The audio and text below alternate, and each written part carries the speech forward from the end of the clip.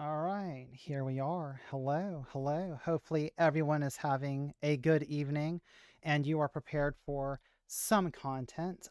I'm doing pretty well. It's been a minute since I did a stream, and there's a couple things that have happened to me since then. One of which is getting into a little bit of Twitter drama, as usual. And then, of course, accidentally burning my legs. That was a nightmare. But I tell you what, there's definitely something that I want to talk about, and that is another content creator who's also like a streamer, MAGA rapper by the name of Bryson Gray. Has anybody heard of this fella? And a little bit of issues that we got into over here in the land of the Twitters. So, interestingly enough, this guy has a problem with trans people. And of course, I'm a trans. So he had some interesting things that he wanted to say. And if you read right here, he says, and his tweet is, for people that say love is love, are you including incest, bestiality, and pedophilia in that? I'm trying to see something. Well, I think we can see exactly what you're trying to see, Bryson. And let's keep in mind, this person has over 300,000 followers on YouTube. So this is not a small account. I'm not like picking on him or anything else. And I mean, comparatively, my account is like almost small enough that you would think that he wouldn't even notice. Well, it turns out that he did notice, and it's, if I scroll down over here, you'll see just down here a little bit that he and I kind of got into a back and forth on this. Let's take a look. Right here, he directly responds to me right there. So I responded, love is love, except when you can't consent. Then it's abuse. Why is this so hard for you?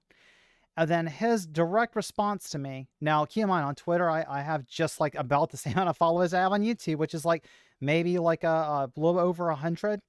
And he still has, we're talking like in the thousands upon thousands. And he says, how about incest when they both did consent? Then I responded, in incest, there's always going to be a problem with power dynamics, which affects an ability to consent. Same problems. Now, other people responded. I don't know if I'm not going to go through all of it because I really just want to focus on Bryson, because he and I had a slight back and forth on this. And then I eventually offered him to like come on to stream or jump into the Discord, and we have a conversation about this, because I've noticed that over and over, this seems to be like the same sort of things that conservatives seem to have a problem with, because every time they wanted to attack LGBT communities, they continuously want to bring up this issue of like, well, what about pedophilia? What about incest? What about bestiality? And none of these things are comparable to anything that the LGBT community supports. I mean, like historically, we have totally shunned those groups, and anybody that has tried to insinuate, like pedophilia or bestiality into LGBT communities has been like removed very quickly from having anything to do with us. We just boot them right out. But conservatives, who very ironically have loads of pastors and priests in the most conservative evangelical churches, have like a significant problem with child abuse, including sexual child abuse. On top of this, we also see that in the most fundamentalist areas of the country, where we have religions like Mormonism and that sort of thing, the religions that practice like child marriages to child brides are very often fundamentalists. So, and that's across the world. That's not just like something unique in America. So it's very telling to me that he's going to sit here and say, well, how can you, get away from pedophilia? I don't like, this is not a question for the LGBT community. This is not a problem that is like anything unique to us. This seems like this is a problem that like all of humanity deals with across every culture, secular, religious, and whatnot. But in the United States, it's very telling that among our most religious or conservative organizations, such as the Boy Scouts, if you saw within the last week that that landmark lawsuit was settled, where the Boy Scouts are paying out for like assaulting something like anywhere between like 70 to 90,000 children that have boys have been abused by these conservative like council leaders that are in the Boy Scouts. So it's like anywhere where you find these ultra conservative networks or groups, sure enough, you end up finding some type of like not only child abuse, but they abuse women, they abuse the LGBT community, they abuse like all sorts of minorities. Like historically, the church was used to assault the rights of people of color and Native Americans, indigenous folks. It's all of this sort of thing that they want to complain about and then turn around and say that, well, how can we, distance ourselves from this? It's like, why are you so worried about us when y'all are the ones that really seem to have this problem? I mean, like way more than Pride or anything else. I don't see like, oh, we have to, Pride is issuing some statement regarding the like 60 to 90,000 children abused. And that's just the Boy Scouts. Those numbers are not including anything like you would see in like religious organizations or whatever, where we know like the Catholic Church for absolute millennia at this point have been protecting its pederast priests and moving them around from church to church so they can continue their abuses at various parishes. It's very disgusting stuff. But yet, people like Bryson want to pretend like it is a problem that is unique to LGBT people and call us like mentally ill, insinuate that we're all predators and that sort of thing. So moving on from the incest question, which is, I mean, make no mistake about it, it's about consent. That's the answer that he's looking for, and that conservatives like struggle so much with, like, oh, we just don't understand like women, we don't understand like why you can't have sex with all these various groups of people, and it's like it's because it's about consent, right? So when we're talking about consent and we're talking about minors, the age of consent is like hugely important to this discussion. It's like crucial to it, and I know say a lot of people that want to discuss this want to act like the age of consent is the single like moral barometer here. And the problem with that is that historically we know that the age of consent was lower than it currently is.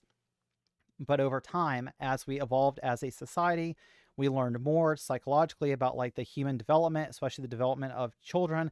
We quickly realized like it is absolutely absurd to think that, children can consent to any sort of sexual relation. Like you have to have, I would say, informed, enthusiastic consent, and then consent would include not full knowledge of the social contract of what it means to have sex with someone, to hook up with them, and all of the possible implications of those relationships, and being well aware of all the power dynamics at play and everything else in order to be on as equal footing as possible of your partner to make that decision.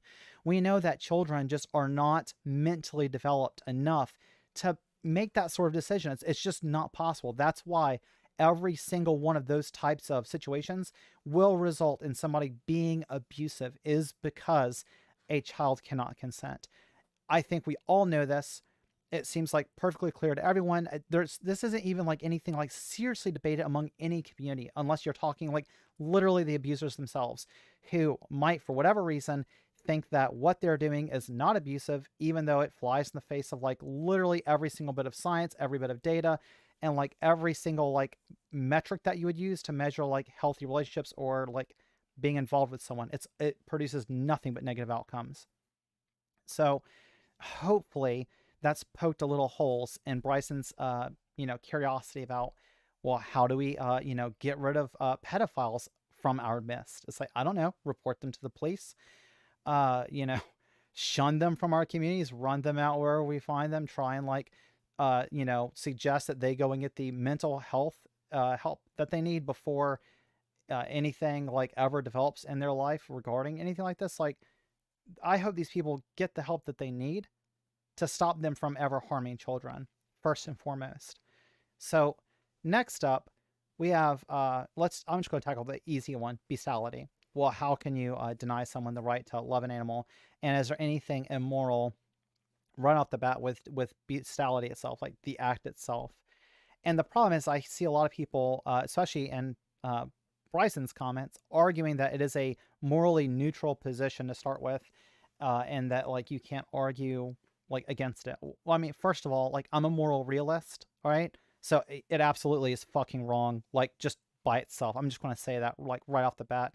And this is why, Because whenever you're dealing with some any entity that has such a compromised like state of consciousness, or they're not near as sapient, or really sapient, then they're the party that they're trying to hook up with. Like, we would recognize that there's a problem with somebody trying to I don't know, pull like a JF Garape and hook up with like a almost like mentally ill person, or someone whose mind is not fully developed or is damaged in some sort of way to make them like almost infirm or something like that. We recognize problems with this right away. The person cannot consent to it.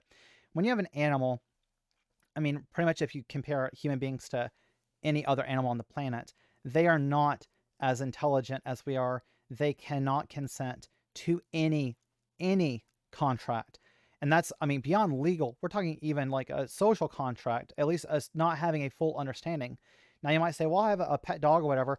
Well, sure, but that dog is essentially like completely under your power. You decide when it gets food, when it gets water. You decide if it's able to go outside, to, stand on the grass. I mean, like, you have complete and utter control over everything that happens to this animal, including like when and how it will die.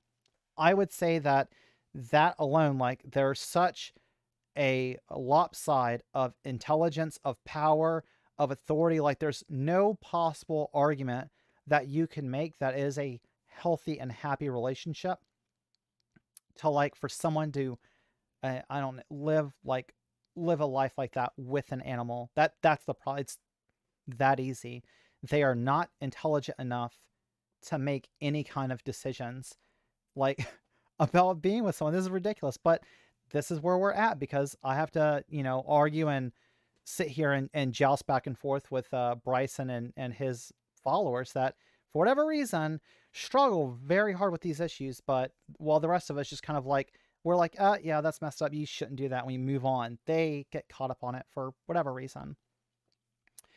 So that's the first two. Now let's tackle the other one here, which is incest. So incest is a little bit more complicated than bestiality or pedophilia. And I'd like to point out once again that none of this is a part of the LGBT community. There's no part of the like LGBT plus, like QIA, any of it that stands for any of this garbage that he's throwing out here. But he's trying to co-opt this love is love slogan that LGBT activists were using to fight against religious fundamentalists that were trying to say that we shouldn't have marriage rights, that we should have these rights revoked from us, and all the various bigotry that was sparking up on Twitter over the last like year or so, maybe a year or two. But Bryson took that love is love and is trying to extrapolate it to like all sorts of things outside of our community, and then saying that we have to either offer defeaters for this or accept that this is like a part of our position, which I outright reject right from the start. It's not. So with all of that being said, getting to incest. So you might say, well, wait a minute, like two people are going to engage in an incestuous relationship. They might be like mentally competent. They could be old enough beyond the age of consent. So it seems like some of the other reasons that we kind of laid out here are not necessarily at play. And then you say, well, what about power dynamics? Because I mentioned that earlier, and that goes and factors into a lot of this, because in a lot of abusive relationships, the thing that is like very like allows the abuser to control their victim is the fact that they might have financial advantage over their partner. They might have legal advantages. In the case of like, back in ye olden day, when women were not treated as like full class citizens, we couldn't own property, we couldn't own lands, we couldn't get like loans from the bank without our husbands signing off on it. We couldn't, we couldn't marry whoever we wanted to. We did not have marriage equality. Like, there's so much that would have put you under a man's power, and you would have just had to hope that you'd have had a, polite husband and somebody that would actually care about you and want to take care of you. That did not happen for everybody. And obviously, I mean, I would hope that those conditions just improve over time, but I mean, this is where we're at. So we have the incest question. So the power dynamics, what type of power dynamics could create like unequal power in these relationships, which could affect the ability of like one party to consent? Well, I mean, right off the bat, if you have like a, like parent-child relationship, you already see a problem with that because that's the person that raised you, so they could have like been grooming or whatever else the entire time that you're being raised. If you have like siblings, you could end up having like a sibling once again unduly influencing one of the other ones and preparing them for abuses later on in their life as they grow up. And then I hear like a scenario that I know like certain Destiny stands will say like, what if you had a situation where you have like, I don't know, two gay guys that are both in their like mid 20s, they weren't raised together, like add all the caveats you want to, and then say, what about those two guys? The problem is I feel like when you're stretching so far to say, what if I create a scenario that removes like all the power dynamics, all of the problems that arise because through these relationships, and we could guarantee that none of that is happening? Is it still wrong then? And as whenever you're talking about an action that is like, is that morally wrong in and of itself, like independently, like is it neutral? Well, if you define some situation or you create some hypothetical where you've removed all the problems with it, then I don't know. I would say like in that very unique situation, I don't know if how it could necessarily condemn that one individual act. However, before you're like, oh, score, this is like the win that we're looking for, whatever. No, no, no, no, no. That does not change the other two that we've already talked about because those two inherently by themselves will always be immoral. You can't get around that. There is no situation where you can say, well, if you change X or Y in the situation, it will change the scenario. It doesn't, because if you change the X or Y, you're literally removing the thing out of the scenario that creates the problem in the first place. And you're just saying, like, if I define this thing as like somehow being good, would it be good then? So beyond that, let's move back to incest real quick. So the reason what I would say is like I still have a problem with this, and I still just oppose it in a general principle, is when we talk about like when we're looking at moral statements, we really have to say like, well, what would the world look like if we encourage this behavior, or we just said, oh well, there's society has no problem with it. Why ought we still oppose this, even if we could think of some very absurd, very unique situation where it might be okay for two incestuous brothers or something to hook up? And I would say it's this. It's because the incestuous brothers that weren't raised together and that met each other in college later on and never knew of each other and then found out later on that they're somehow related, that's not the typical situation that we're talking about. We're talking about incest. And I think it's actually like blatantly dishonest and bad faith to pretend that that's the average situation we're talking about. And it's like, I would even say like it's probably fallacious to appeal to like some very unique example and then pretend like you're going to extrapolate that and then act as if that is the normal, like the normal example. That's not the case. So I would say encouraging that sort of behavior, encouraging any of this, incest, bestiality, and pedophilia, encouraging those behaviors would like it would ruin so many aspects of our society. You're talking like you're already ruining families by having incest. You're ruining like parent-child relationships if you allow for pedophilia, and then allowing for bestiality. I mean, like the animal can't consent, so it's like I don't know. I don't want to live in a world where somebody could like I don't, abduct my dog for some nefarious, like gross purposes, and then just claim that, oh well, your animal's in heat or something, so they must have desired this. It's absurd. But to really kind of like frame my frustrations with this is what I would say. I think it's very telling that I could talk to like a leftist in this. I could talk to other members of the LGBT community about this. I could talk to most of the communities that I associate with, and I could say, "Hey, what do you think about incest, bestiality, or pedophilia?" And each one of them would say, "Oh, that's disgusting. We shouldn't do that. Like people ought not do those behaviors." Then I go like, "Well, like, why do you think that?" And they might say, "Well, it's gross," or "I think it'd be like it would really be harmful for society for us to encourage these ideas or to allow this to happen, and it victimizes people." And I would say, oh, okay, that's fine.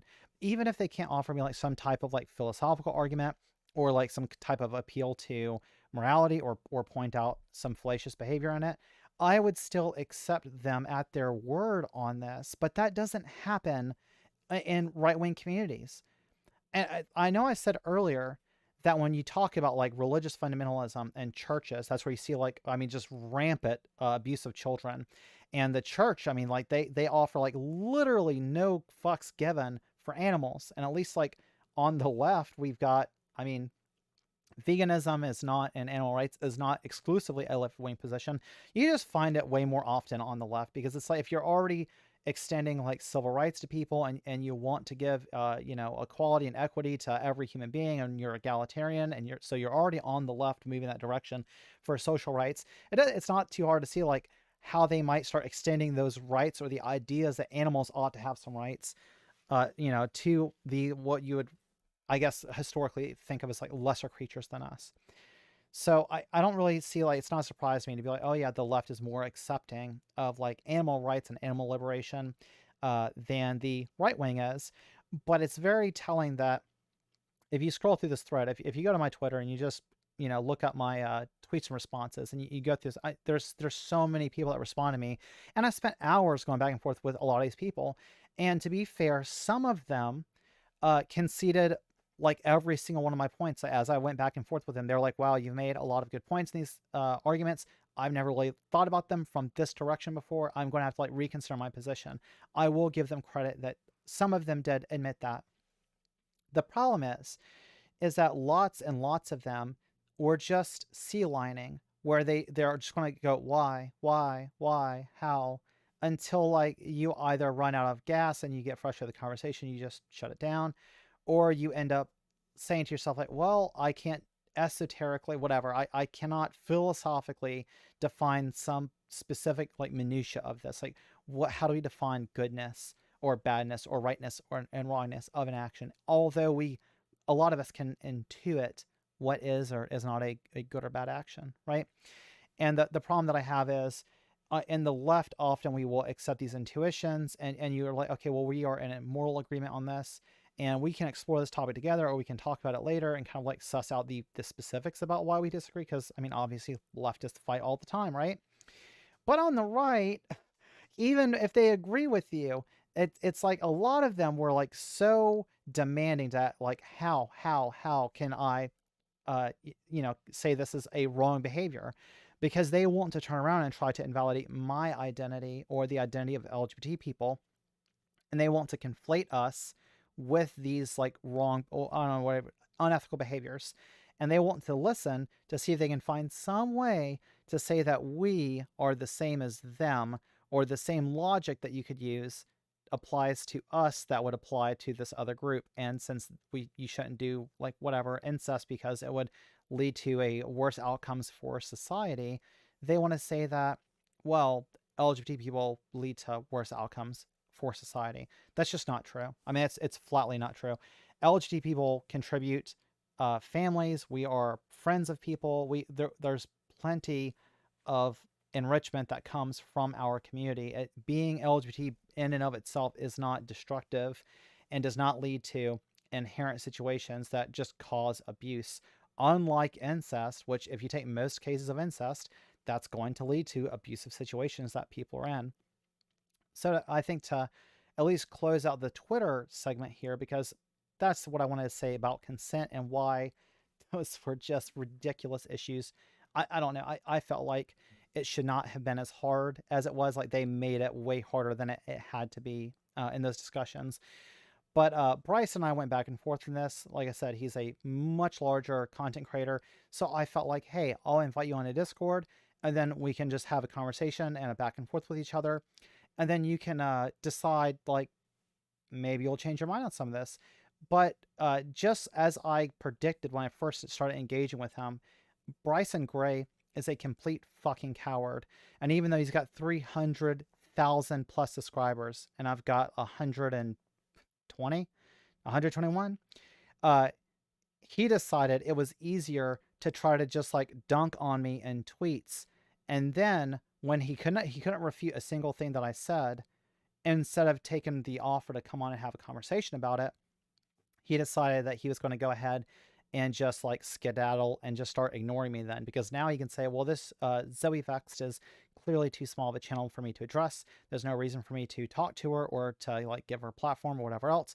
But I don't know. I feel like if you're spreading as much misinformation, as much bigotry and vitriol as he does, especially against the LGBT community, then Bryson, like, and the least that he could do is have a short conversation with me and see where it goes. Because I think, you know, he made a song recently called Safe Space, which we're going to get to in just a second. It's super ironic that he makes a song called Safe Space and conservatives are like, oh, the left never wants to debate or anything, when I've offered to debate them numerous times. And Bryson Gray, as much as he wants to talk of being a tough guy and he makes gun fingers and stuff in his music videos, it turns out he's a not unsurprisingly cowardly piece of shit. Yeah, Bryson Gray, if you see this or somebody sends it to you or whatever, just know that I think like you are completely fucking pathetic for going and spreading this type of hatred. And then when somebody, like, you'll engage with me on Twitter where you know you can just like walk away at any time without ever having to offer a response. You can just say, oh, it just, you know, I got tired of toying around with this trans woman. That's fine. But I'm just saying, before you talk a bunch of shit next time, maybe you should consider like, well, wait a minute, like, are my positions as strong as I believe they were? And who cares, honestly? This isn't necessarily for Bryson, but this is for people that are Bryson's fans, or people are like, well, Bryson's made some decent arguments or decent points, like some decent dunks. No, he hasn't. He's your run-of-the-mill coward.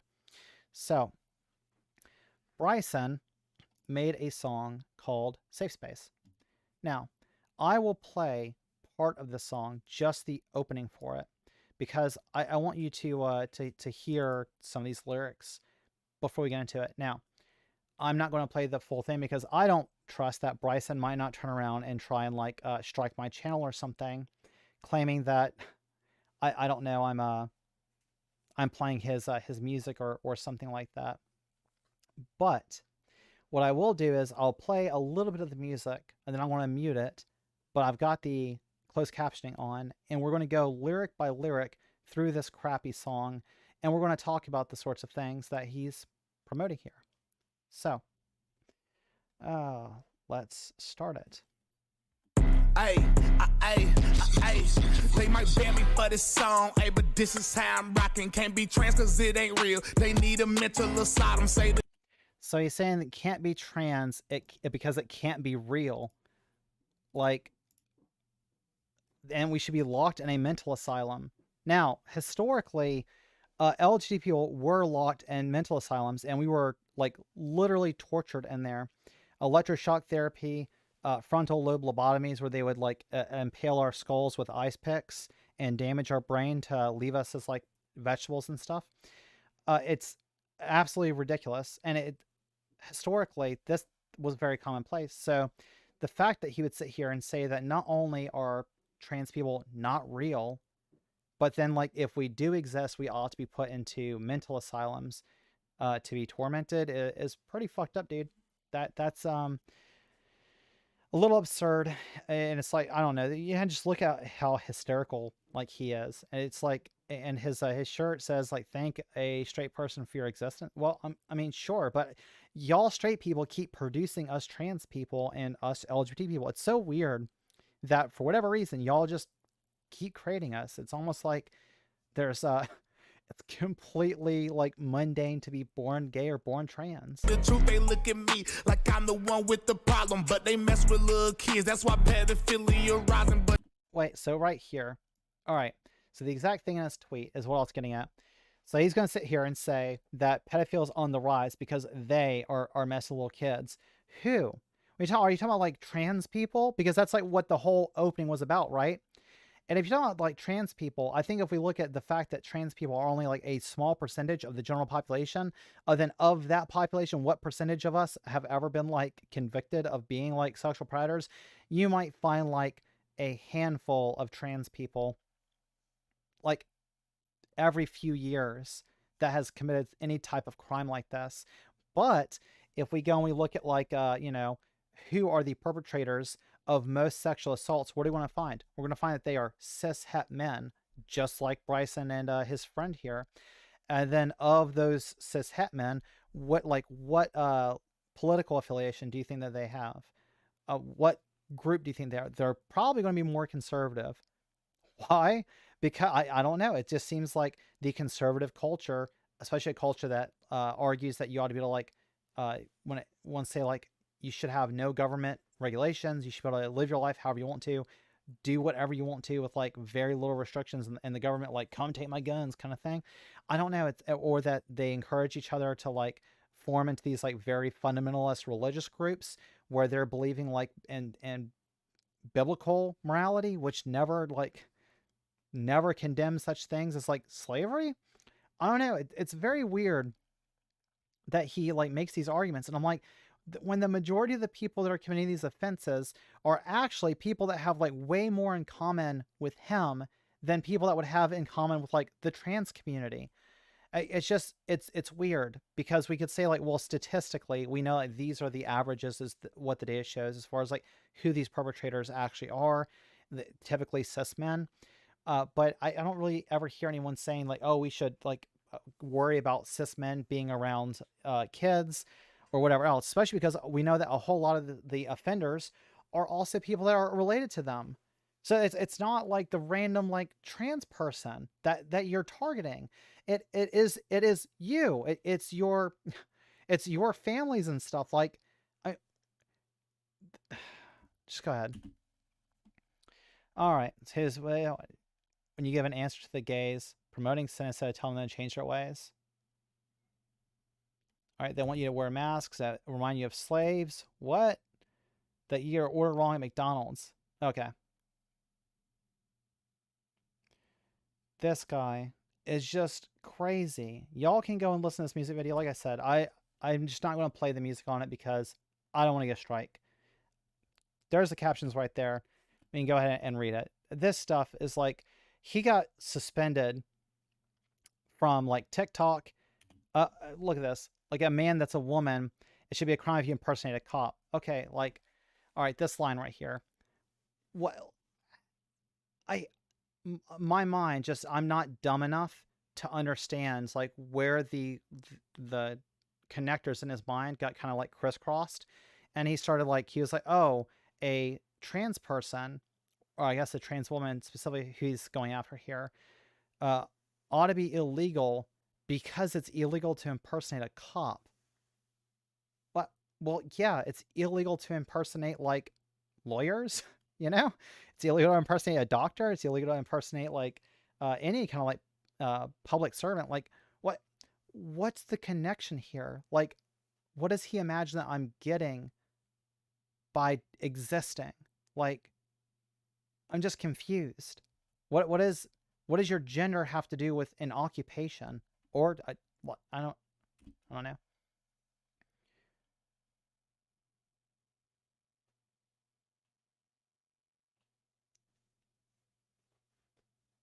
And people think you're a 10, but you're not worth a dime. You're scared of COVID.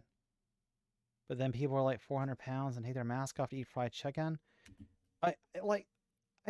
This song, there's like, all right, he's actually legitimately throws in a bunch of like racial stereotypes in here. And I mean, I know I shouldn't be like surprised at this, but like, I just don't understand how people like Ben Shapiro can harp all day long on a song like, WAP, and then which is a song about like, people just enjoying themselves. And you could say, oh, there's hedonism and stuff involved in it. Yeah, sure. But everything is consensual and everyone's having a good time. And it's just a fun song about enjoying sex. But then when you look at the lyrics of a song like this, I mean, first of all, crappy beat and stuff aside, like I like hip hop. This is trash. But even the lyrics and stuff, it'd be like if he was rapping and joking about like the Holocaust or mocking, I don't know, mocking people for being sexually assaulted. Like, I don't believe that there is any low that's too low for Bryson and his type, if they didn't think that, like, they could make a buck off of it or something like that.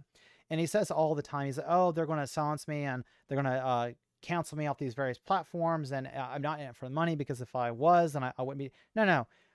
Let's be clear. People like Jordan Peterson, Candace Owens, Steven Crowder, like, they all like got even more famous and started making more money the more that people protest against him or had an issue.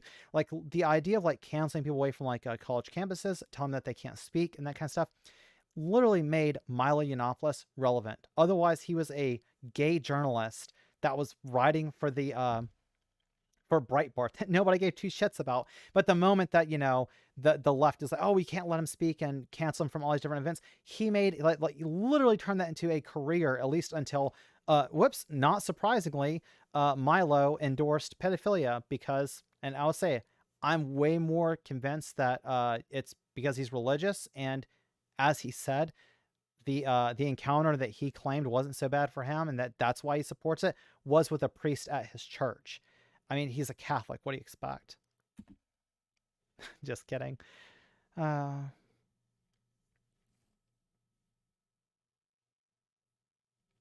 Bryson, what are you doing? I promised that if my son and I dressed and he's going to go and get his belt. So, all right. A lot of people thought that I was being too hard when I said stuff like, I don't blame them for, you know, getting upset with, oh,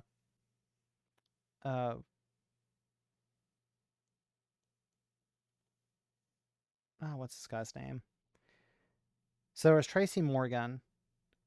Then after Tracy Morgan, Kevin Hart.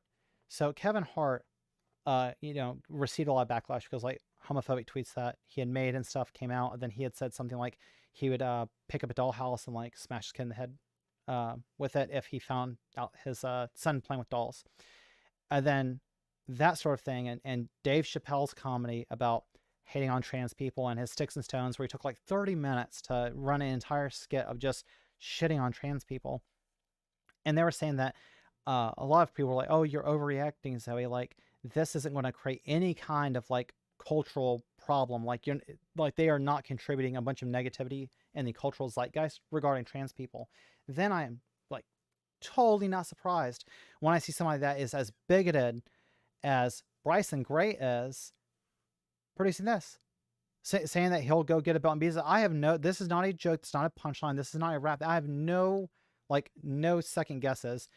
If this man actually has a kid and that kid ends up being LGBT, I would not be surprised at all if this lyric was something dead serious.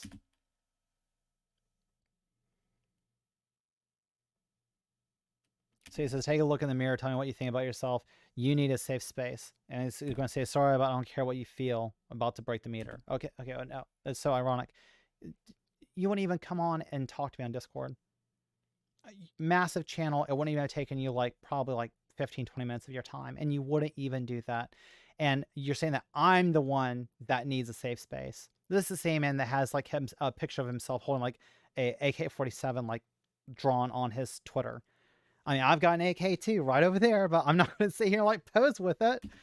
Oh, so cringe.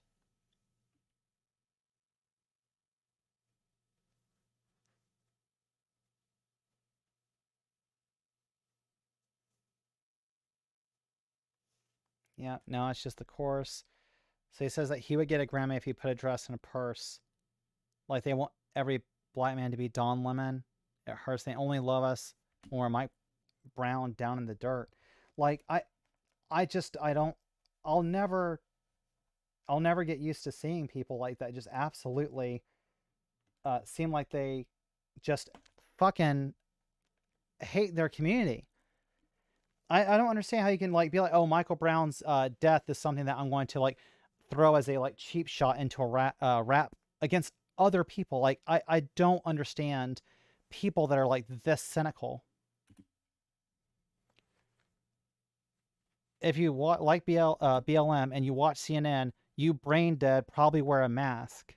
Hey, I am wearing a mask. Thank you for noticing. With a Fauci finger in your rear. Oh my God.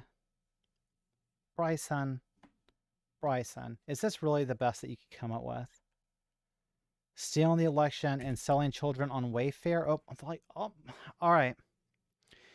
So now we're right back into like, you know, electoral conspiracism where they're saying that, oh, well, Joe Biden just can't be the legit president because, you know, Trump didn't lose. Like, This is brain rot at its worst. And right here, what they're referring to when they say selling children on Wayfair, they're talking about a conspiracy that Wayfair, a company that makes like large cabinets and furniture and that sort of stuff, was shipping children in tractor trailers in cabinets from like wherever Wayfair is on the East Coast, like out to California, because they're talking about like California elites or whatever. All right, let's be serious for 1 second, because I know these guys are too stupid to understand this. All right, they're just so mind-numbingly stupid. But I'm really afraid that they believe this conspiracy, or that some of their followers might think that this is a real thing. So I just want to explain why this is like one of the dumbest conspiracies I've ever heard in my fucking life. All right, tractor trailers, the dry vans that they're hauling these cabinets in. First of all, there's people on docks where they're loaded that are watching this the entire time. Truck drivers could stand out there and watch these things being loaded. On top of that, it's a multi-day drive from the East Coast to the West Coast. We're talking like 3,000 miles or more. On top of that, there was a case back in 2015 or something like this, where there was a trucker that agreed to try to smuggle some aliens in his trailer, just like a regular dry van, and he drove from the border to San Antonio, which is not even, I mean, it's not even like a quarter of the distance of the other trip from the East Coast to the West Coast. Those trailers do not have air conditioning. That's why they're dry vans. If they had air conditioning in them, then they would be refrigerated units, not dry vans. The temperature in the desert of Texas in the summer, when this was supposedly happening, gets up to like 115, like 100, 115, pretty easy, inside of a trailer that doesn't have air conditioning, where you've got aluminum siding on the sides, a wooden floor, and aluminum roof, will get up to 130, 140 degrees, about 130 inside of that trailer. So guess what happened to a lot of the people that arrived there in San Antonio when the police busted this guy? Yeah, there's a whole bunch of dead people in the back of his trailer. It was fucking horrific. And a whole lot of other people that end up surviving were so severely dehydrated that they would need dialysis for the rest of their lives. All right? So I will not be lectured by these morons that somebody could stuff people in a cabinet and then put that cabinet in the back of a dry van and then drive that all the way across the country, where from Texas, as soon as you get like west of Fort Worth, you're talking desert. From Texas all the way to California, that entire strip, which is like another, like, I don't know, like 2 days, depending on how fast you drive, day and a half, like if you're teaming. And it's going to be like 110, 115 degrees in the desert with that same heat cooking those trailers. And then supposedly these people are inside of Wayfair cabinets in the fucking trailer. And then when they get to their destination, the trailer's popped open and they unload it on a dock right there where there's dock workers watch. Like, this entire conspiracy is one of the dumbest things that I've ever fucking heard in my entire life. And it's sad that I even have to talk about this, but I know that there's going to be some subset of people that listen to that lyric and see it and recognize it as the Wayfair conspiracy. And they're going to go, oh yeah, that makes totally sense. These are like these elite pederasts in LA shipping their prey to them, like as if, because Jeffrey Epstein had some island somewhere, that must mean that, I don't know, Hollywood elites are using trucks to move the stuff. This is like brain rot at its worst.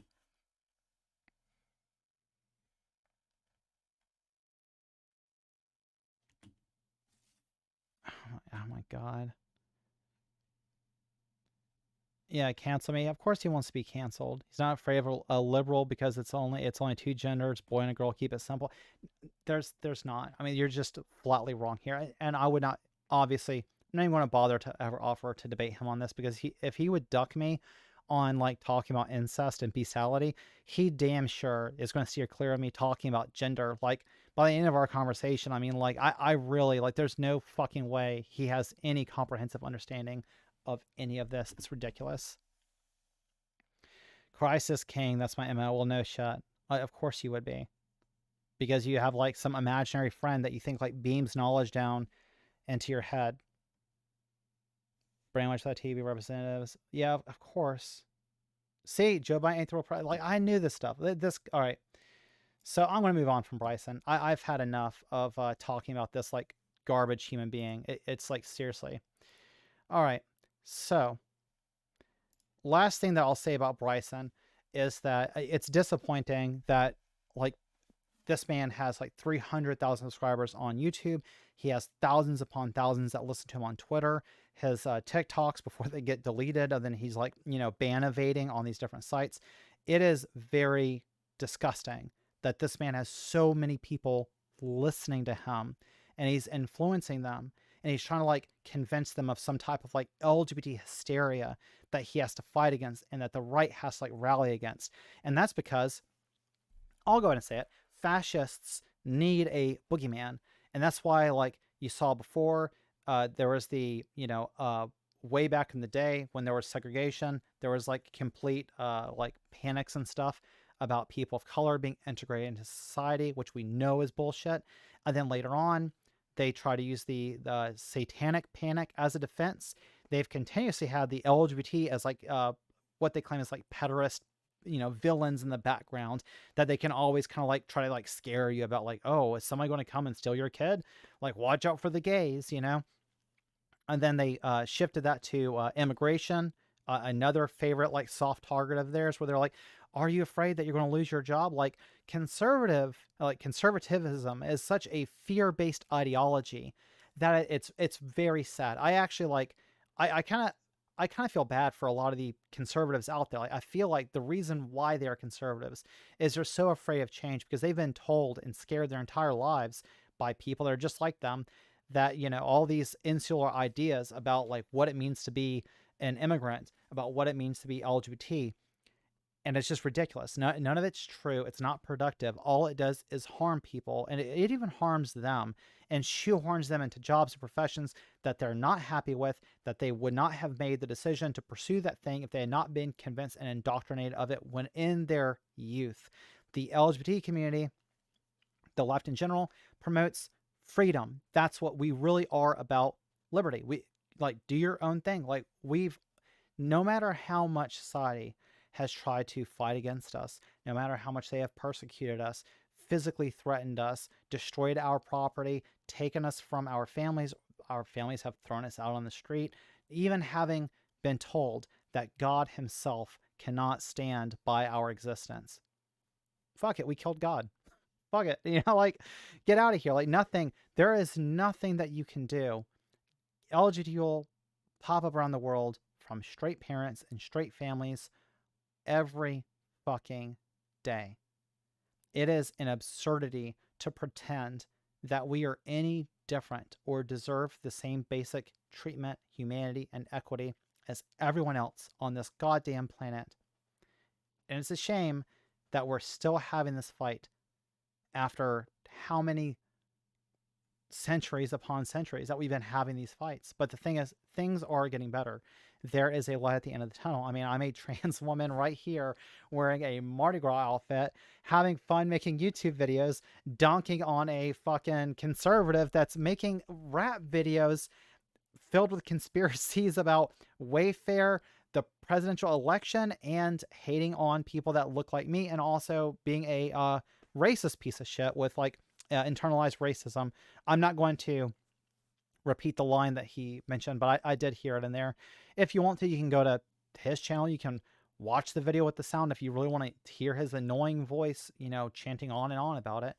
But I'm just going to say that for myself, at least, I will continue fighting to make this world a better place for all of us. And I hope that conservatives can somehow be less frightened in the future, but I don't think so. We'll see.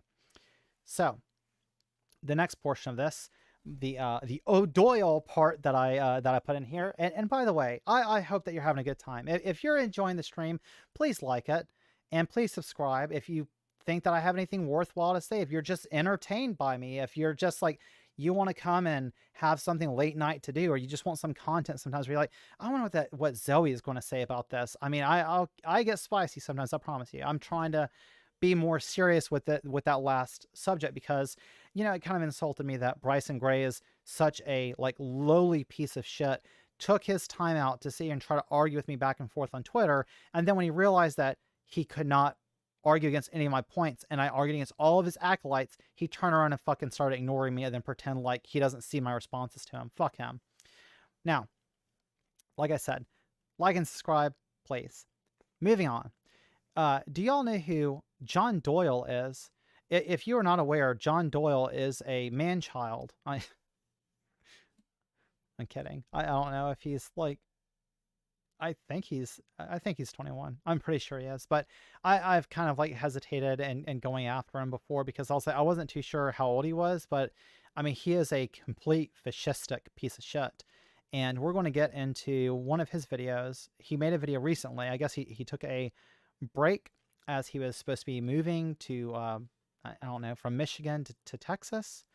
Let's see what he's got with some audio. Here we go. Joker meme right out the gate. I like it.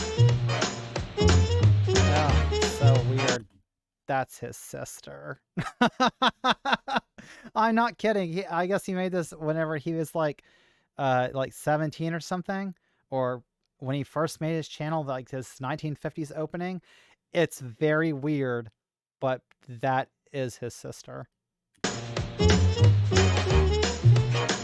John Doyle in. Heck off, commie. Hello there, ladies and gentlemen. Welcome to Heck Off Commie. Hi, I'm happy to be with you. Welcome to Vexed with Zoe. Let's get the energy up there. Those are some rookie numbers. It is good to be back. New studio mode activated, content mode activated. We're very excited about it. I hope you are as well. And we're still fine-tuning everything as far as the shots and the lights and the audio goes, all that stuff. So this probably isn't the ultimate and optimal setup for the new studio, but we'll get it locked down as we go along. Hopefully, y'all like this. Now, I'll be honest with you. I really don't know a lot about Doyle's like private opinions. I know that he's a conservative chud. I mean, I've seen lots of videos involving him, but just real quick, let's look at a little bit of like what's on his laptop. So, well, we got a Tesla sticker. Why do you think he has a Tesla sticker? Well, probably because I would say like Elon Musk is something like,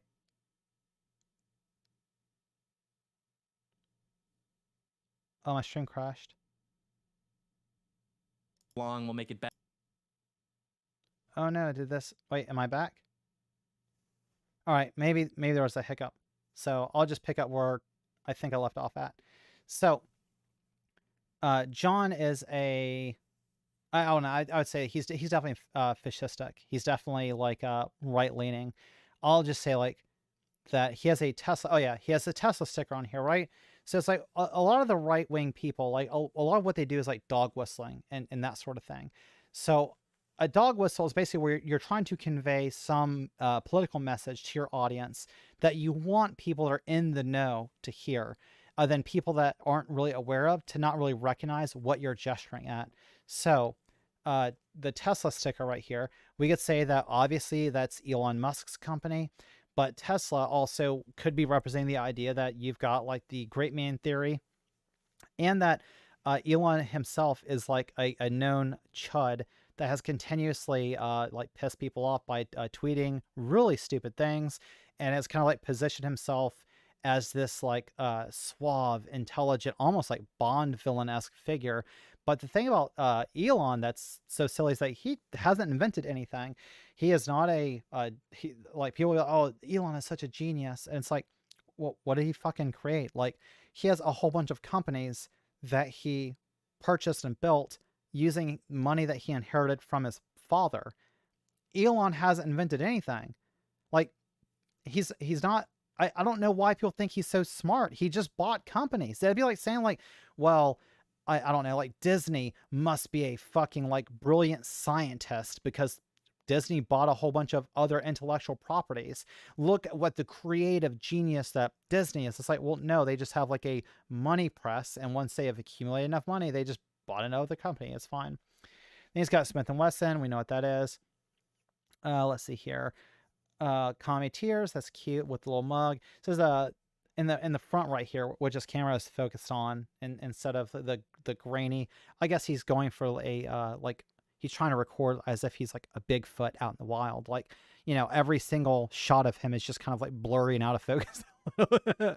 But this is the future female in the front right here, and he's got the FE crossed out, and it just says male. I mean, like, I don't know. I think the future is really non-binary, right? I love my NB friends. better. This is not even my final form, and such was the case with the last studio as And well. he's got just, I'm sorry, I just have to, I'm sorry, I'll let him talk. Just say, I've got to point this out. It's so fucking ironic to me that he's got a bobblehead Jesus statue. At least it looks like a bobblehead. So not only does he have something that I think would be considered like slightly blasphemous, just in the fact that you've got like a little like carved idol representing God, but it's a fucking bobblehead.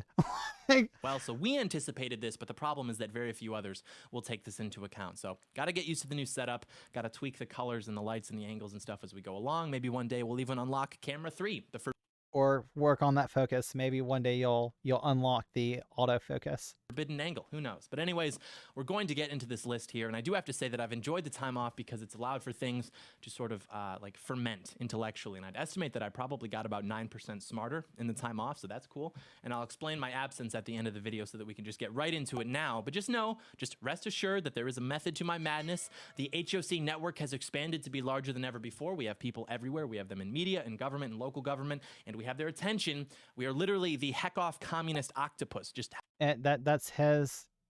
So his YouTube channel has members in government all around the world, and he's like, I mean, like literally showing himself as like, oh, I want to be like a little octopus, like Spectre, you know, like I just talk about James Bond, right? And I'm just, this guy's like 21, 22 years old. What power? He can't get his setup right for a fucking YouTube video. What power do you have, John? You're like, I want you to know, and part of like my outfit, and I love my setup and everything. I want you to know that as ridiculous as you think that I am, when you see my outfit and you see like my presentation and the jokes and stuff that I tell, I want you to know that you are like so much, you're even worse than I am, because not only do you got like a silly little setup and a gimmick thing that you're running with, but at the same time, you're dumber than I am. I'm just saying. have our tentacles everywhere, which of course is necessary because we're trying to shift our country in the right direction. And to do that, we need to have the attention of powerful people, along with, of course, making ourselves as powerful as possible. And that's going to get into the first thing that I want to talk about before we get into the list, which is institutional power, the necessity and urgency. Oh yeah, this is like, what is it? 5 new conservative policies to take our country back. So they're going to take the country back with 5 policies. I'm kind of curious. I'm generally curious. I haven't watched this video on like any other stream or anything like that. So I'm curious what these are actually going to be. Of institutional power. I'm going to monologue about that for a bit here, and then we'll get into the list of 5 policies that I've aggregated. We're going to do 10 of them at first, but it's been a while, so we're going to have to microdose John Doyle. But some of them might confuse you, some of them you might disagree with, but I will explain why. They are absolutely imperative, and some of them are even below the radar to where we could probably get these into the mainstream discussion and even enacted in certain states within like the next 2 years. But first, we must address the elephant in the room, which is that Father's Day is right around the corner. And we all know that dads are very difficult to shop for because male nature typically dictates that if we want something, we just go get it. So every year, you're panicking like and seamstressing. That's not just the right fit for your lifestyle, plus their proprietary. First of all, there's nothing wrong with sewing. And it's like, oh, everything that a man wants, he'll just go and get it. It's like, I mean, in this day and age, isn't that like true for everyone? Like if you want something, you just typically, and you can afford it, you typically just go to Amazon. Like you don't even necessarily have to leave your house. I don't know why he's like, this is like what a man wants, a man just goes and gets. It's like, I don't know. I don't know anyone that's like, I want this thing, but I just, can't figure out like how to get it when it comes to some trivial crap like, I don't know, fishing poles. It's stupid. Clip allows you to customize the cant and ride for a comfortable fit you can wear all day, but that's not all. Remind you, inflation, gas prices, housing bubble, censorship, much worse at a much quicker pace than we anticipated. Like I'm sure I don't need to remind you, inflation, gas prices, housing bubble, censorship, targeting political opposition with federal police, etc.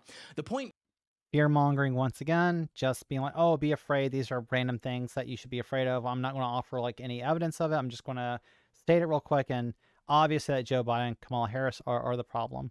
Being that if you are tired of losing and you actually care about your country, then you need to understand and be comfortable with the knowledge that we are going to have to break free from the fake conservatism of the last several decades that got us here in the first place.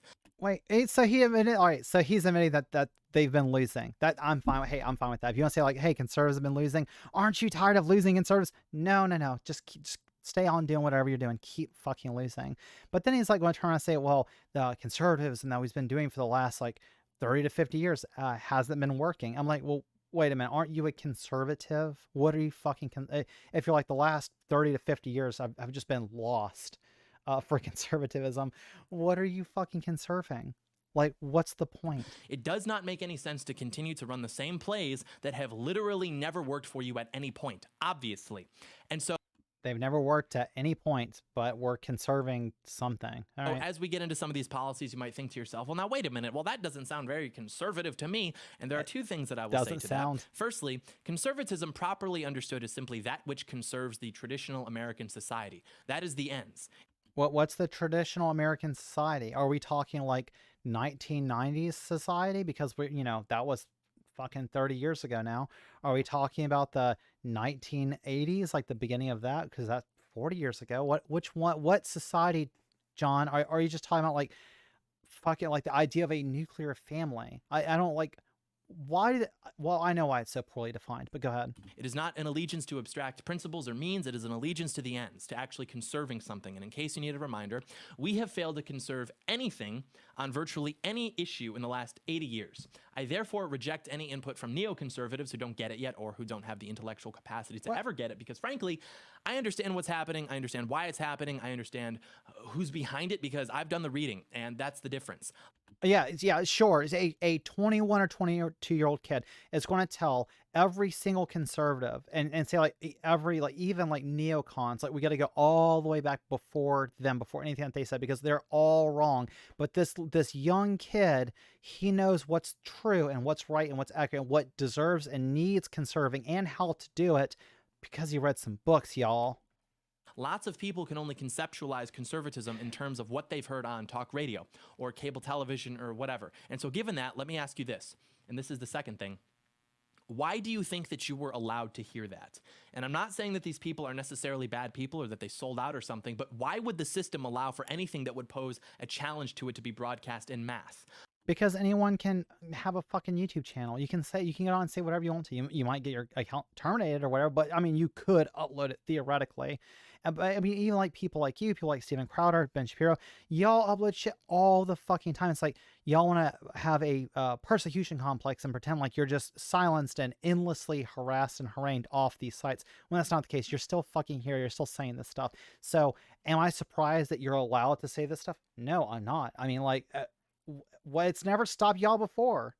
Notice how they only started censoring people once there was a legitimate effort to push back against the system, once we had a candidate who was actually a threat to the establishment in this country, to the swamp, to the deep state. And so to all the well-meaning patriots out there, all the good people out there who just want us to return to a libertarian society, just like the founding fathers wanted, I understand that. And libertarian society that the founding fathers wanted. Could you specify whether they actually achieved that or not in all those big books that you read? Sympathize with that, but we need to understand that it is literally the same thought process as, well, that wasn't true communism, well, this time we'll get it right. And it's like, well, that wasn't true small government conservatism, this time we'll get it right. Because the reality of the situation is that right now, we're not suffering from the consequences of inauthentic conservatism, but rather we are suffering from the consequences of what we regard to be actual conservatism, which exists to distract and drain time and money from well-meaning patriots who actually care about this country. These people do not play to win. They play for lobbying contracts. Virtually everything that they do is performative. It is not real. Conservatism has existed in this country as basically a form of controlled opposition, which seeks to criticize, mock,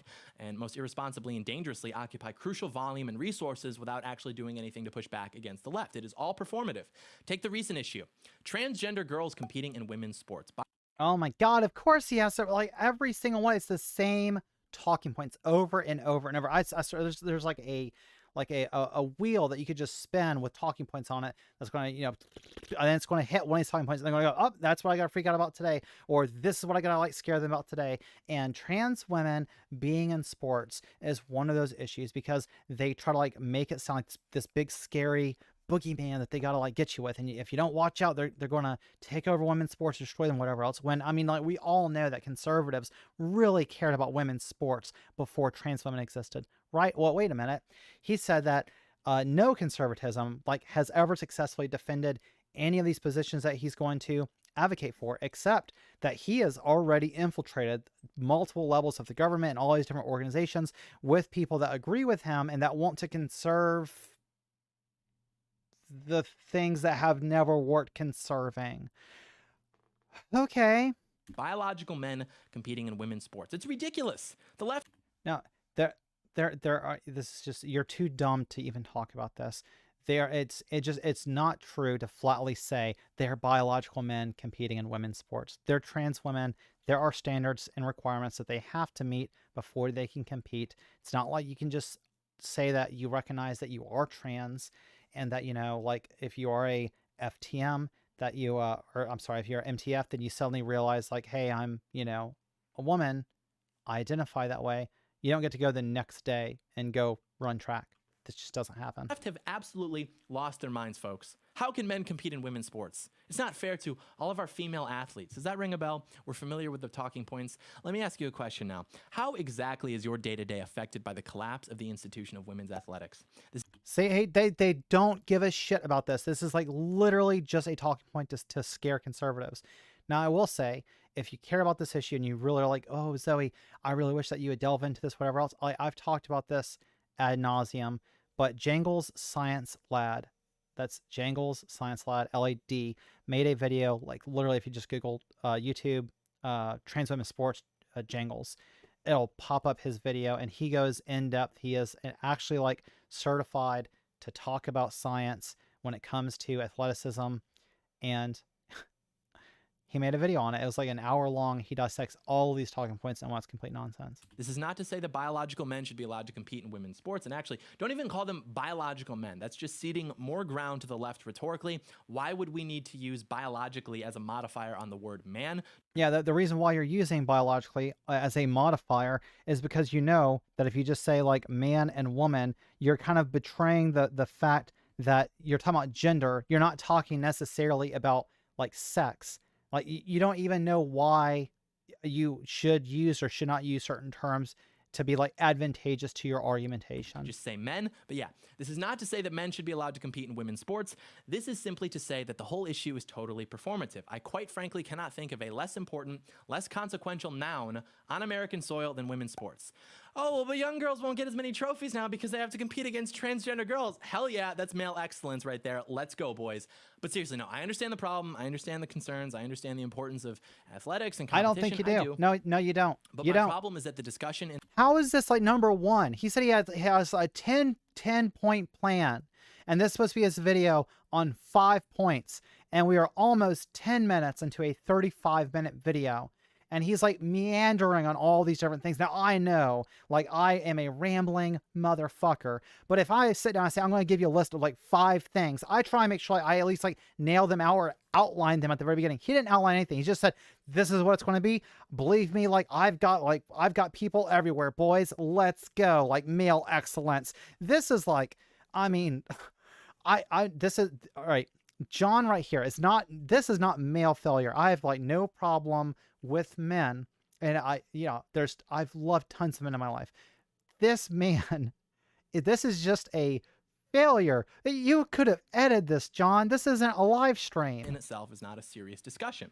The issue of boys with gender identity disorder competing like in women's literally sports is anyone could come in here right now and say anything they wanted to me, and it'll pop up on the side over there, and then I look over at my chat and I go, huh, and then I'll like read whatever they say, respond to them, and move on.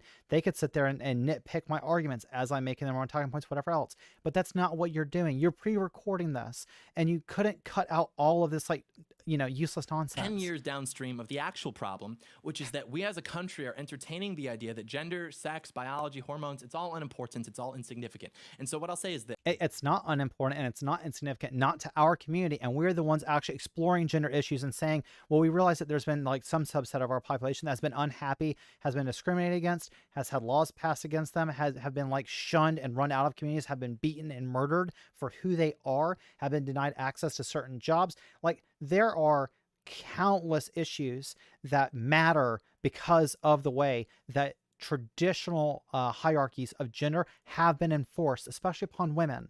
And we're tired of this shit, and then we're trying to address it, and you're just like, oh yeah, they're really obsessed with this for some reason, because it affects our lives every day, dunce. this. Yes, I believe that men should be prohibited from participating in women's sports, absolutely. But I also believe that propagating gender theory and its adjacent strains should be prohibited in any institution receiving public dollars. Because if you don't do that, then you're just going to end up right back there anyways. As it would turn out, there's no such thing as, well, we just want to be free to do what we want in the privacy of our own home. That was a lie. The slippery slope exists. And if you think that you can deal with something down the mountain without shutting off the water at the top of the mountain, then you are not a serious person. You are not having a serious discussion. And this is the fun. How are you going to do that? I want to know. You just say, oh, you want the small government, you want the libertarian society and everything else. And then you're like, no, but we cannot abide by this like transgender ideology that will cause problems as it rolls down the mountain, like further down. We have to like nip it in the bud. How would you do that without like some type of absurd government or institutional regulations against trans people, John? You couldn't be able to do it. You would have to utilize the very structures of power to do that, and using like laws and stuff that you already, like, from your ideology shouldn't think is acceptable to use against other citizens. But you want to say like, no, it's okay as long as we use it against those citizens, but not the citizens that I don't want you to use it by. You are such a fucking fraud. Fundamental problem with the practical application of libertarianism. The problem isn't necessarily the ideas, but rather that our current context does not allow for those ideas. Libertarianism, the society that the founding fathers wanted, however you'd like to describe it, it is not possible unless the society is a unified, moral, and religious people. James Madison. A unified, moral, and religious people. Like, how the fuck do you think that he's going to enforce that? Like, do you think that that's just going to like happen randomly? Like, we're going to have a unified, religious, moral society. Like, what? Where? When? I just, how are you going to enforce this, John? God. No. Don't do anything about it, and that they are treading on you, and it is time to fight back. It is time to bite them. We have to gain institutional power. We have to wield it. But the response is always, well, but if we use the government, won't they just use it back? Understand, it is already being used against you. The corporations are being used against you. That means worst case scenario, even according to you, and better believe it, you've done the math. We're just going to be back to square one. And so given that, and given that I'd actually like to be able to raise a family here someday, so he's going to turn around. That we may as well give it the old college try, right? Yeah. Let's actually have some balls. Let's have a... So he's going to turn around now and argue that, oh, well, since corporations are already doing this, I like they said corporations, because remember, in plenty of states, because we don't have the Equality Act, companies can arbitrarily fire you and get rid of you if you are LGBT or you don't, fit in whatever fucking box that they want you in. If you are not a member of the group that they think you ought to be. What? Nope. Close this. Let's take a look at something real quick.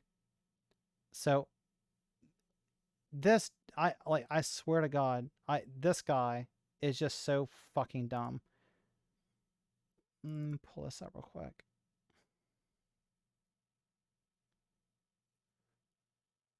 Downsize this. Off my screen. Competent right-wing government for the first time in decades, and frankly, probably ever. Because if we lose, we are going to be regarded as the greatest, most impressively pathetic group of people to ever exist. That we let our country be destroyed by communists, literal communists who masturbate to cartoon animals because we were too comfortable watching Netflix and browsing TikTok, blowing the home court advantage to literal communist perverts. That will be the biggest L in the history of mankind. And so the last thing I'll say about this before we get into the list is that the reason we used to be a much happier, much more unified, much more free country isn't because that was just like the natural state of our existence. It's because to be a communist 100 years ago was almost exactly what it's like to be a right-wing person now in 2021. It's almost 1-to-1. And when okay, this is like, I just can't with these people. And so the last thing I'll say about this before we get into the list is that the reason we used to be a much happier, much more unified, much more free country isn't because that was just like the natural state of our existence. It's because to be a communist 100 years ago was almost exactly what it's like to be a right-wing person now in 2021. It's almost 1-to-1. And when I say communist, I'm speaking broadly about the coalition which all of these interest groups are ultimately serving. They're anti-American, they're anti-family, they're anti-God, they're anti-white, they're degenerate, etc. And actually, on that note, another important... No, like, this is what I'm talking about. So he's right there. He slipped in all of the dog whistles right there. So you have to be of the right religion. You need to be white. You have to identify like with whatever family values that he thinks that you ought to have in order to be moral. Like, every single bit of this is about John and people like him controlling your lives and telling you who you have to be, what life path you have to walk, and giving you no choice in any of this. And to say that we ought to have freedom and equality for everyone to be able to pursue their lives however they want to, he's going to turn around and say that that's literally the same thing as communism or like persecuting him. Like, I just can't. This is like the dumbest shit. Thing that no one talks about. Why we were fighting communism. The fight against communism, it wasn't about wanting to be able to, like, you know, run to Walmart at 11 p.m., get a pint of Ben & Jerry's and a phone charger. No, it actually had very little to do with capitalism. It was about the soul of the nation. It was about the fact that communists were godless. All right, communism, like, literally has nothing to do with this. I don't, again, he's on another, like, completely down. Remember, 5-point list. Is this still point 1? Or like off into like communism now? And now we're talking about Walmart and capitalism? Like, we knew that. I think we're off the reservation. Into basically where we are now. There's a reason that we mandated that "In God We Trust" be inscribed on our currency in 1955. Your grandparents probably saw that change happen, and it wasn't because we loved capitalism and consumption, though the irony is that as we've lost God and we've become decadent and greedy, and the money that we so idolize still has that inscription. That's no, it's not. It's because there was like a couple of religious zealots that actually worked in the treasury, and they were able to petition the president and get him to agree to add that slogan onto that money. And it caused a pretty big dust up at the time that it was put on there. There was like a lawsuit over it and all sort of kind of stuff. And ironically enough, it was because they argued in order to keep it on that because it says "In God We Trust," it's not referring to any specific God. So it might not even be referring to your God, John. How do you know that "In God We Trust" is satanic money and it's referring to the devil, right? I mean, wouldn't that be more not to just insert a conspiracy into your worldview, but aren't y'all the like people are like, oh, it's so absurd that this money has "In God We Trust" and it's the money pays for all the hedonism and degeneracy that you hate. Well, I mean, you're assuming it's your God that's on the money, right? That's beside the point. The point is that if you showed an American man in the 1950s what his country would become within the next 100 years, he'd want to go back to the drawing board. But anyways, think about that. Why were you never taught about how we used to treat communists the same way that they now treat right-wing people? Yeah, sure, I'll think about that, because when you look like that far into the future, it's very difficult to understand all the different things that have changed in the cultural zeitgeist that have led up to the changes that you see. If you showed me like back in the 90s, if I saw like the way that society was in like 2020, with smartphones and all this other kind of stuff, like then you know, movies and popular novels and books, and then there's been like new theories in science, and then all these like, you know, all these, yeah, and all we trust, exactly. Unironically, he's just like saying that, well, people can't predict like 70 years into the future what society will be. Well, no shit. 70 years is like, I mean, you're talking like at more than half a century. You're talking like going from like no cars, like just like horses and buggies and stuff like that, to having like automotives and having radio and having television. I mean, it's like there's so much that changes so rapidly, especially after the Industrial Revolution. But I'm sure his giant brain just can't explain away for us for them to comprehend this because he read a bunch of books that told him so. Then we get over to the uh, degeneracy. Of course, like everybody that he hates must be a It's degenerate. because that is what is necessary to defeat them and actually conserve and protect the nation. They don't want that. They like it when you think that you have principles. I'm going to beat you in the marketplace of ideas, which, by the way, they'll just kick you out of anyways. So he's saying just abandon your ideas. You shouldn't have ideals or principles or anything else except for some vaguely religious moral appeals that he's making. All very vague things because he wants to make sure that his morality and his fucking like understanding the world is like a kaleidoscope of like shifting principles that he can just wheel out whenever he conveniently needs something to, you know, excise some group that is suddenly becomes degenerate because he doesn't like them. Oh, I'm sorry. I mean, if you're not, you know, as long as you're white and you're cis het and you're want a nuclear family and you follow the hierarchical structure of like gendered paths that was carved for you, and you stay in your little box that John and his people put you in, then you're okay.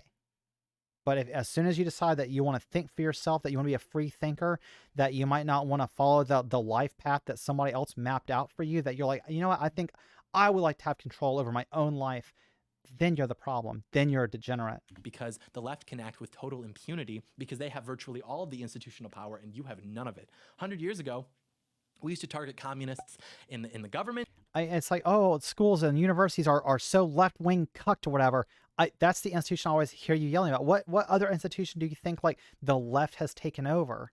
In academia and the media, you would be fired, blacklisted, maybe even charged. Now look where we are. Tables have turned. By the 1960s, yeah, the government was spying on people. The government was creating lists of people in academia and in companies and stuff. It blackmailed people, published newspapers that listed the names of LGBT people in their community so that people knew who to fucking shun and who to run out of there. But that's the society that you're saying was so great and that you want to have, you know, that's the type of government that you want to live under. A government that was literally using its power to leverage against its private citizens in companies and all this sort of thing in academia to actually like run them out of town.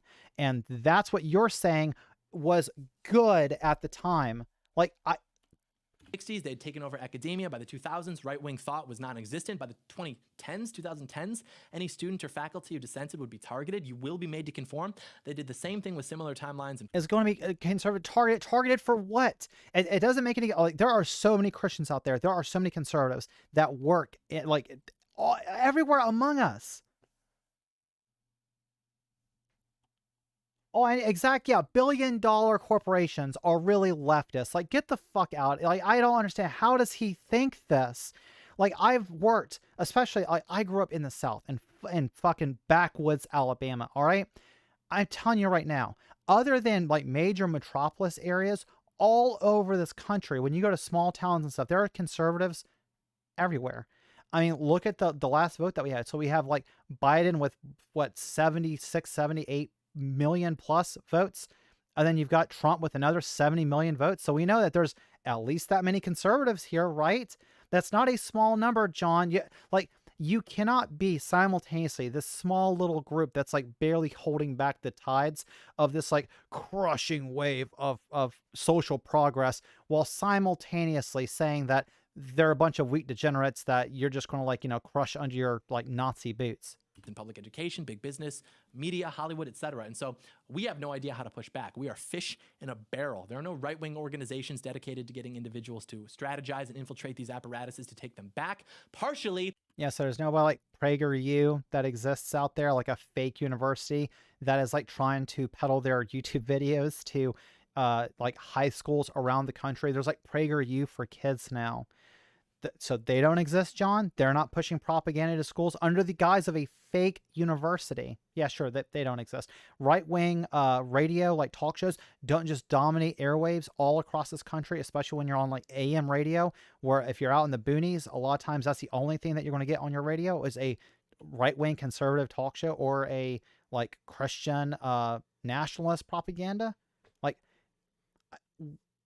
because we're too busy raising $100,000 to totally own AOC because we act like literal children. We have no right-wing George Soros. We don't even have our military anymore. Oh, I know. It's so awful that you have some type of charity that you would do. Oh yeah, and yeah, the Heritage Foundation, as if they're that like think tank has not come up with all sorts of awful legislation that has been, passed in like the Affordable Care Act that they got their like they flipped out over saying like, oh, it's Obamacare and everything. When Romney came up with it, and that was a product of the Heritage Foundation. So even the stuff that they get upset about, like some of it came from conservative thought anyway. More side note, do not join the military. Maybe I'll do a video on that later.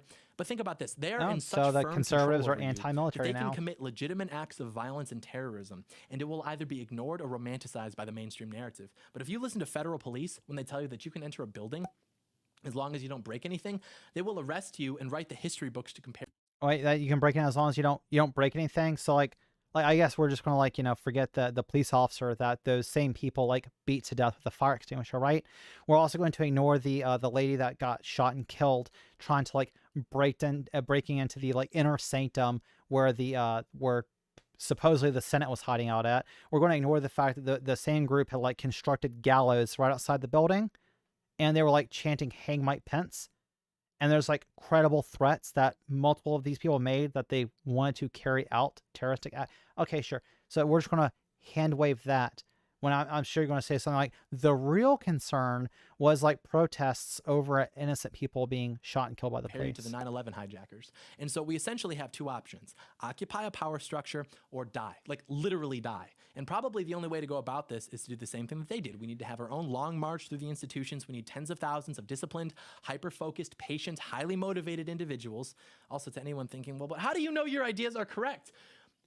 How is this not like this is such a like thinly veiled like call to action, and by action I mean he's like dog whistling calls to violence here. And it's like you might say, well, it sounds hyperbole to say that 1/6 was worse than 9/11. And it's like, well, 9/11 absolutely will like it's tragic, it's awful, and like 3,000 people died. I mean, on 1/6 you've got what, like people trying to overturn our election, and then on top of that, I'm just curious, like because they focus so much on 9/11. Now, I've always said I don't ever want to hear conservatives talk about 9/11 a fucking again. They have nothing to say about it. Because if you're going to sit here and say that we better remember 9/11 and must remember this, don't ever forget it. What about COVID?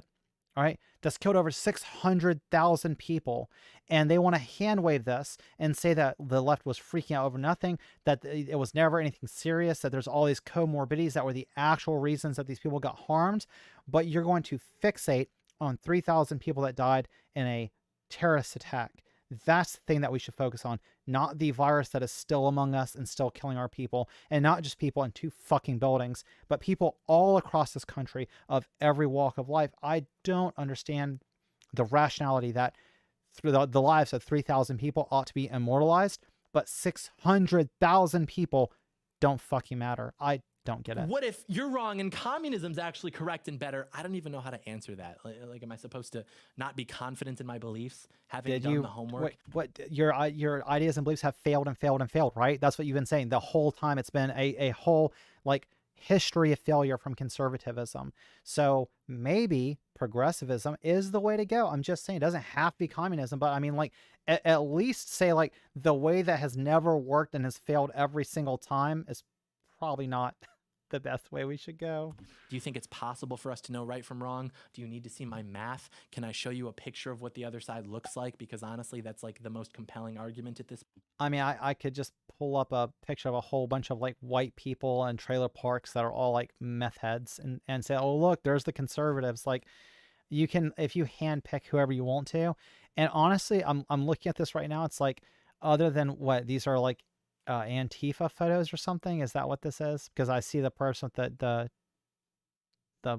buzz going down their hair. I think that was Antifa, right? This point, but simply put, was that the scary? The right tends to be more correct because our thinking is fundamentally rooted in reality and nature, and the left. No, it's not. You said religion and the Bible, not science and facts. Tends to be more incorrect because their thinking is fundamentally rooted in idealism. It's literally like a rejection of reality and nature. But no, so there's nothing wrong with idealism. I'll fucking die on this hill, and anybody that ever wants to fucking argue with me, jump on Twitter and send me a tweet. There's nothing wrong with idealism, because if you have a goal that you're trying to reach, then the goal ought to be some form, some ideal that you're trying to get to.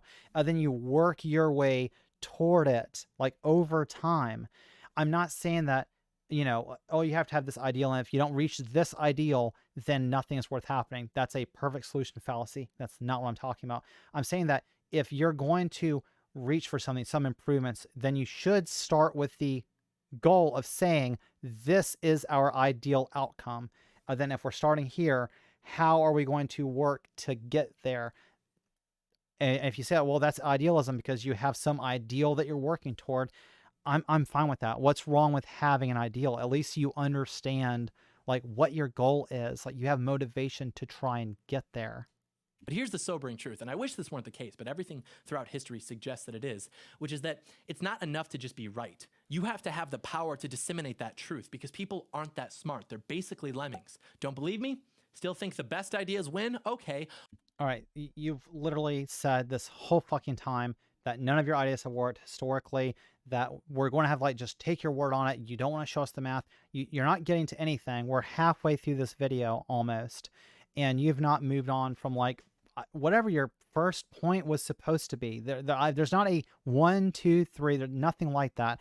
And this is the problem. Maybe if he exercised that tiny little fucking brain of his and he realized what his ideals were, he could say, oh, these are the ideals that we have, and these are the things that we should do to work toward those ideals.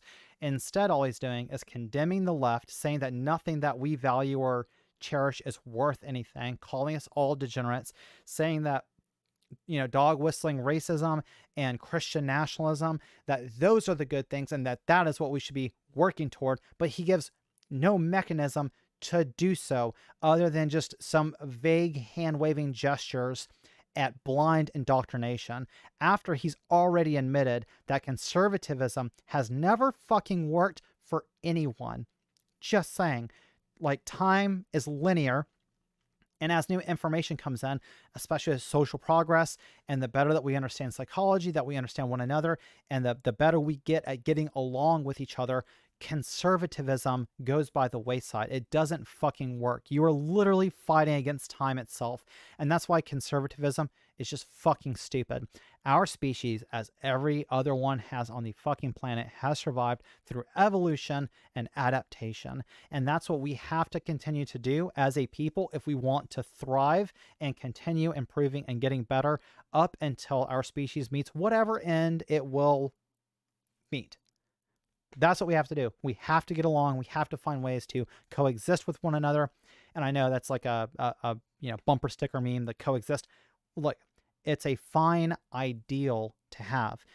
The problem is where we draw the lines between, like, you know, when we're writing laws or deciding what goes into the moral zeitgeist. Yeah, conservatism works for the rich, sure, because the rich are like, all they want to do is preserve what wealth that they have. But here's the dirty little secret. Every single one of those dumb motherfuckers are all aging, and most of them end up doing the exact same sort of thing. They either put all of that money into a trust at the end of their lives so that they can then give to their kids, and they go and they start living off of the government dime through the system of Medicaid, which they spent their entire life, a lot of these people, like John Doyle here, campaigning against and saying that we shouldn't have these social protections. But then at the end, when they've made all of their money, they want to make sure that their next little generation of Elon Musk's inherits this money. So they, you know, put it into a trust, claim that they don't have an income or they don't have any money, then they live off Medicaid in some place where their rich kids just come and get them every day. I mean, like, there's so many loopholes, and the ultra wealthy are so removed from the things that affect us day to day. It's like, you know, the working class, that it's very annoying that like it's as insulting to me that somebody like John Doyle, who worked at like Subway, like, I know that's one of the jobs that he had. I almost look at that as like a class traitor, and not only to say that, you know, to call us despicable and to say that people that don't look like him don't deserve the same rights as him, or insinuate that if white people knew what was good for them, they would manipulate the mechanisms of government to pass laws against anybody that he doesn't like.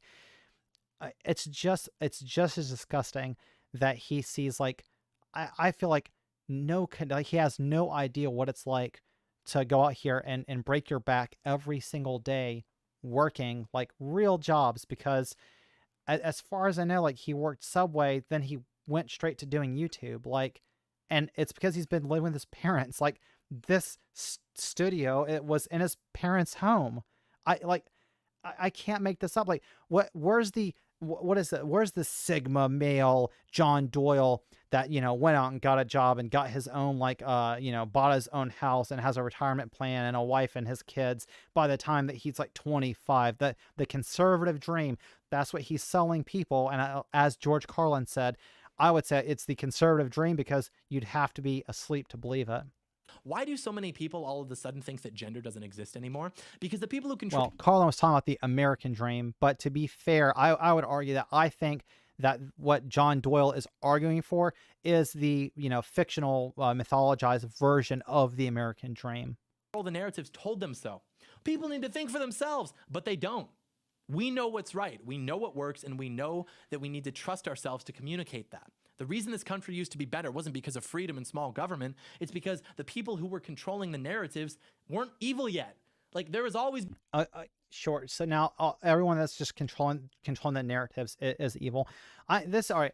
I'm going to just talk a little bit on this, and then I'm going to wrap this up. This is supposed to be a short stream anyway. I really hope that, if you're viewing this, if you watch it live, it's been entertaining for you.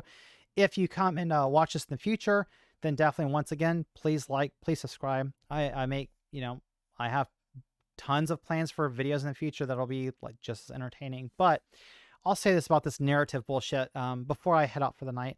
And I'll say this. I think he's almost onto something here. But I would say that Hannah Gadsby who's a stand-up comedian and a feminist and a lesbian. I think she said it best when she said that the stories that we tell ourselves and the parts of our stories that we focus on in our lives end up becoming the things that define us for who we are. And then that is the greater story that we're telling, each other and telling society. The thing is, I don't want stories like what John Doyle wants of bigotry, of discrimination, of hating other people. I don't want those types of stories and the unethical framework that they present. I don't want that to define our society. I'd rather have our society be defined by actual freedom, actual equality, an actual chance for us to get along and to reconcile with one another, and to say the things that I like and I enjoy in my life, and playing video games and reading a good book and watching some kick-ass movies, or just spending some time with my partner, under the moonlight. All the things that I enjoy in life are the same types of things that everyone else enjoys. Good food, beautiful music, art. We all value and enjoy the same sorts of things. I don't think that we ought to define the stories that we tell our society, that we tell one another, focused on hatred. I just don't. And for the most part, that stuff seems like it doesn't really sell too well. Not a lot of people, buy the shit that he's peddling. But what concerns me is when enough people are convinced of similar ideas that he has, and then votes in people that are the most corrupt. I don't know.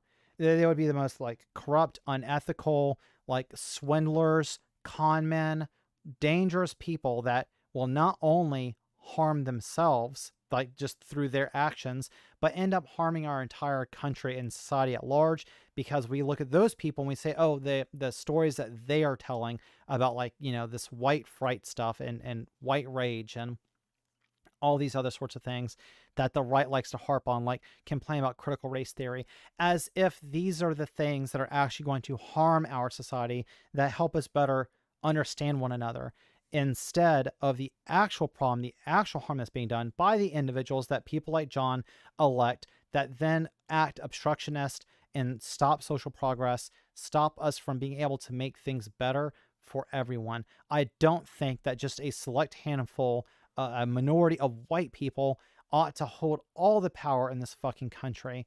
And it's about damn time that we go ahead and figure out something we can do. We've made plenty of social progress. I don't think... Well, I know, yeah, fascism has corruption, absolutely, as its hallmark. I also say that it has absurdity built into it as well, because there's like all sorts of contradiction portions of that ideology.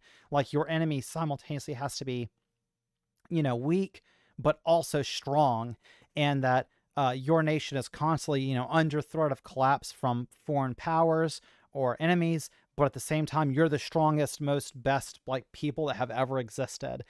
And just all these sorts of things. Great man theory of like, there are just some men that are like gods that walk among us and lift up all of society, when it's like bullshit. All of society provided the environment for that one person to thrive in, or they received, outside money, funding, whatever, the labor force itself. Those people that John would point to, like Elon Musk, and say that is a great man. No, that is a man that has profited off the, blood, sweat, and tears of everyone else in society, but then has found ways to channel all the money that their labor generated to himself. It's absurd. Well, I think that is going to be it for this stream. Once again, if you have not, please like and subscribe. And you can follow me over on Twitter. My name over there is the same as my channel here, Zoe_Vexed. And I'm always open for conversations or arguments. If you think that I got something wrong, you can leave a comment below. If you think I got something right, or it's something that was just especially entertaining to you, please leave a comment below. And I didn't have like music running in the background of this one because I thought it was going to be kind of a short thing, and I didn't know how long it was going to be going, but I mean, it went longer than I thought it would. But thank you for watching. And as always, I will see you in the next video. Have a good night.